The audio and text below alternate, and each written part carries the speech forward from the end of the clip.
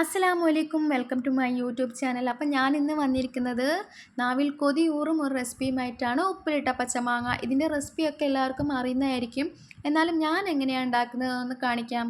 അതിനായിട്ട് ഞാനൊരു പച്ചമാങ്ങ നല്ലവണ്ണം കഴുകി തുടച്ച് വെച്ചിട്ടുണ്ട്. പിന്നെ 4 ചെറിയ മുളക് കൂടി എടുത്ത് കഴുകി തുടച്ച് വെച്ചിട്ടുണ്ട്. പച്ചമുളകായാലും കുഴപ്പമൊന്നുമില്ല കേട്ടോ. അപ്പോൾ ഇനി നമുക്ക് മാങ്ങ ഒന്ന് ചെറിയ പീസസ് ആക്കി കട്ട് ചെയ്യണം. ഞാൻ എപ്പോഴും ചെറിയ പീസാക്കി കട്ട് ചെയ്തിട്ടാണ് മാങ്ങയൊക്കെ ഉപ്പിലിടാറ്. അപ്പോഴാണ് കുറച്ചുകൂടി സ്വാദ് എനിക്ക് തോന്നാറ്. പിന്നെ ഞാൻ ശ്രദ്ധിച്ചിട്ടുണ്ട്, ചില ആളുകൾ മാങ്ങ ഉപ്പിലിടുമ്പോൾ തിളപ്പിച്ചാറ്റിയ വെള്ളം, ഉപ്പ്, മുളക്, മാങ്ങ മാത്രം ചേർത്ത് ഉപ്പിലിട്ട് മാറ്റി വെക്കുന്നത്. പക്ഷെ ഞാൻ ഉണ്ടാക്കുമ്പോൾ സുർക്ക അല്ലെങ്കിൽ വിനാഗിരി കൂടി ചേർക്കാറുണ്ട്. അപ്പോഴാണ് കുറച്ചുകൂടി ടേസ്റ്റും ക്രിസ്പുമായിട്ട് എനിക്ക് തോന്നിയിട്ടുള്ളത്. പിന്നെ പെട്ടെന്ന് പൂപ്പലും വരികയില്ല, കേടാവില്ല.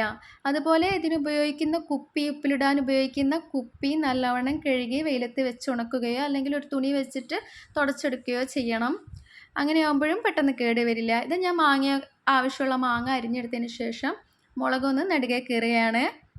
ഇനി ഇത് ഉപ്പിലിടാൻ ഉപയോഗിക്കുന്ന കുപ്പി ചില്ലുകുപ്പി ആയിരിക്കണം, അതും ശ്രദ്ധിക്കണം. അതെടുത്തതിന് ശേഷം കുറച്ച് കല്ലുപ്പാണ് ഞാൻ ഇടുന്നത്. കല്ലുപ്പാണ് പൊടിയുപ്പിനേക്കാളും ടേസ്റ്റ് ഉണ്ടാവുക. അതിന് ശേഷം കുറച്ച് മാങ്ങ എടുത്ത് ഞാൻ ഇടുന്നുണ്ട്. ഈ 2 പച്ചമുളകും ഇട്ട് ബാക്കിയുള്ള മാങ്ങ കൂടി ഇട്ട് ഇനിയും 2 മുളക് ബാക്കി ഉണ്ടായിരുന്നത് കൂടി ഇട്ടതിന് ശേഷം ഞാൻ കുറച്ച് വെള്ളം നല്ലോണം തിളപ്പിച്ചാറ്റി വെച്ചിരുന്നു. ആവശ്യത്തിന് വെള്ളം ഒഴിക്കാൻ. ഞാൻ പച്ചവെള്ളമല്ല ഉപയോഗിക്കാറുള്ളത്. മാങ്ങ, നെല്ലിക്ക ഒക്കെ ഉപ്പിലിടുമ്പോൾ തിളപ്പിച്ചാറ്റിയ വെള്ളമാണ് ഉപയോഗിക്കുക. ഈ കാണുന്നത് ടേബിൾ സ്പൂണിൽ കാണുന്നത് സുർക്കയാണ്. ഞാൻ 3 ടേബിൾ സ്പൂൺ സുർക്ക ഉപയോഗിക്കുന്നുണ്ട്. ഇടുന്നുണ്ട്. ആവശ്യാനുസരണം സുർക്ക ഇടാം കേട്ടോ. കൂടുതൽ വേണമെന്നുണ്ടെങ്കിൽ 1 ടീസ്പൂണും കൂടി കൂടുതൽ ഇടാം. ഇനി ഞാൻ കല്ലുപ്പാണ് ഇടുന്നത്. ഇനി ഇത് നല്ലോണം മിക്സ് ചെയ്യാം. അപ്പോൾ ഇത് നല്ല ടേസ്റ്റാണ്.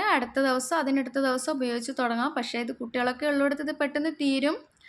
ഇത് മാങ്ങ ഉപ്പിലിട്ടതൊക്കെ ഒരു എവർഗ്രീൻ റെസിപ്പിയാണല്ലോ. അപ്പോൾ എല്ലാവരും ഒന്ന് സബ്സ്ക്രൈബ് ചെയ്യണേ. അസ്സലാമു അലൈക്കും.